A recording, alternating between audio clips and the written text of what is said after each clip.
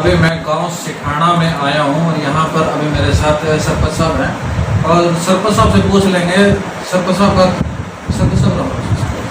नमस्कार जी, मैं आपके जो चैनल है अखंड भारत आवाज की तरफ से आपका धन्यवाद करता हूँ जो आप मेरे गांव में आए, आपका स्वागत।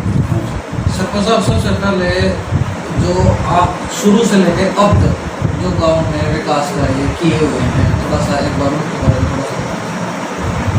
ऐसा जी, माननीय मुख्यमंत्री मनोहर खट्टर जी द्वारा जो पढ़ी लिखी पंचायतें का जो उन्होंने निर्णय लिया था, उसका जो पूरे हरियाणा में असर दिख रहा है।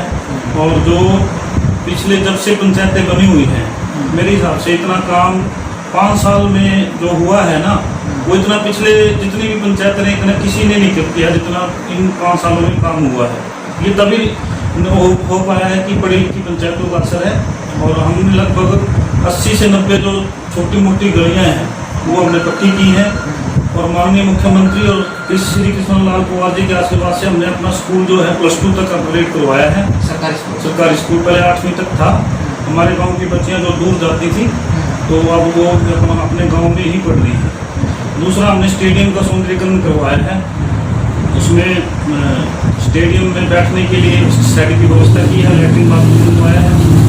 और हमारे गांव में जो सबसे पुरानी बिल्डिंग थी, जड़ हुई पड़ी थी, पशु हॉस्पिटल की, हमने उसको नया बनवाया है। 32 लाख 40 लाख रुपए की जो PWD जो है ना, B&R के थ्रू टेंडर है, उस टेंडर के थ्रू वो काम कंप्लीट हो चुका है। हमने गांव में 3-4 नई चौपालों का निर्माण करवाया है, पहले नहीं थी। जो 25 बाई 50 के हॉल हैं, जो गरीब लड़की की शादी में और सामाजिक कार्य में उसका सहयोग मिलेगा। और हमने लगभग रिफाइनरी से जो सोलर लाइटें भी लगवाई हैं, जो कि मेकिंग इन इंडिया का हिस्सा है। जो हमने जो टेक्निकल पॉइंट है वो गांव में लेकर आए हैं। अच्छा सर, एक बात बताओ, आपके नज़दीक पानीपत रिफाइनरी है, इससे आपका गांव प्रभावित ही होगा प्रदूषण के मामले में कहीं ना कहीं। और इसमें नज़दीक होने के कारण गाँव भी रोजगार की भी करता है, तो कितने क्या चीज़ें सफल हुई हैं। और मुझे ये भी पता लगा था कि आपके गांव की पंचायत ने NGT में रिफाइनरी के ऊपर केस किया, क्या कुछ मामला था और कितनी उस चीज़ पर कार्रवाई हुई? देखिए जी, जहाँ भी इंडस्ट्री या कोई प्लांट लगता है तो उसके फायदे के साथ साथ कुछ नुकसान भी होते हैं। तो हमारे यहाँ पे रिफाइनरी आने के बाद यहाँ पे ये सच्चाई है कि इस एरिया के आसपास के गांव में खुशहाली और रोजगार आया है। इससे पहले ये सारी जो ज़मीन थी ये बंजर थी। तो रिफाइनरी का प्रोजेक्ट आने के बाद जब ये प्रोजेक्ट चालू हुआ तो थोड़ा बहुत इसका पोल्यूशन जो गाँव, क्योंकि हमारा गाँव इसकी पूर्व की तरफ है, तो पूर्व की तरफ ज़्यादा पोल्यूशन का प्रभाव रहता है। तो हमने सरपंच बनते ही हमने उनसे रिक्वेस्ट की, बीबी राम गोपाल जी से, ईडी थे, अच्छे बहुत बढ़िया आदमी थे।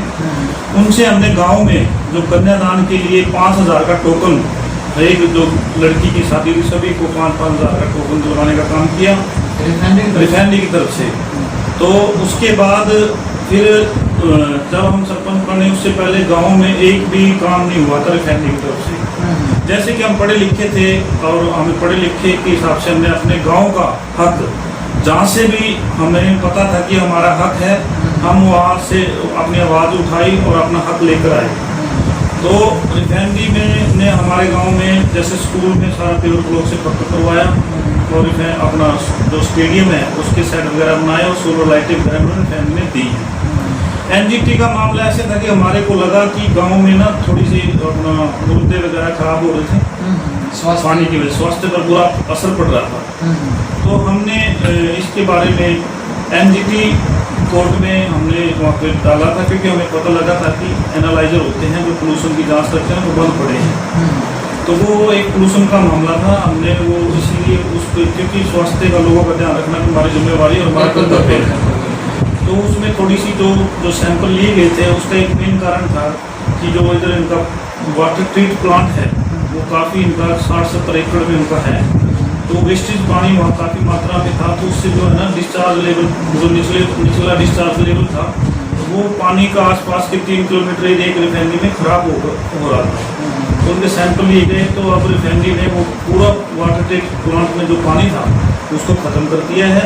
उसको नए तरह से उनके नीचे जो निचली स्तर पे ना एक पॉलीथीन की मोटी परत लगती है जो नीचे पानी डिस्चार्ज ना हो, तो उन्होंने वो लगा नीचे ना जाए। हाँ वो रोक लगा दी है। बाकी अभी जो केस है वो एनजीटी कोर्ट में विचाराधीन है, उसका जो रिजल्ट आएगा वो तो सबको मानने होगा कि वो रिफाइनरी वाले भी कर रहे हैं।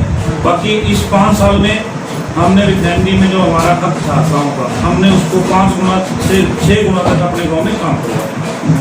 मतलब और हम जो गांव की पंचायत है वो रिफाइनरी से अपना काम निकाल रही है। ऐसा ही हमारा जो हम देखो जी, आप समझते हो जब तक बच्चा रोए ना तो माँ भी यही लालच करती है कि मैं ये काम निपटा लूँ, ये कर लूँ। हाँ, जब तक बच्चा रोए ना तो माँ भी दूध नहीं पिलाती। नहीं तो हमारी शायद पिछली पंचायतों ने कोशिश नहीं की, तो हमने पढ़े लिखे का जो हमने फर्ज अदा करना था, जो हमारी ग्रांट एमपी लैंड से थी, जिला परिषद से थी, चेयरमैन से थी, जो भी थी, हमने अपनी ग्रांट हर उससे लेकर हमने चौमुखी विकास करवाया गाँव का। अभी भी कुछ काम रह गए हैं, तो वो भी कोशिश कर रहे हैं कि अगर ये कोरोना महामारी ना आती तो लगभग हमारे जो 10% काम रह गए वो भी हो जाते।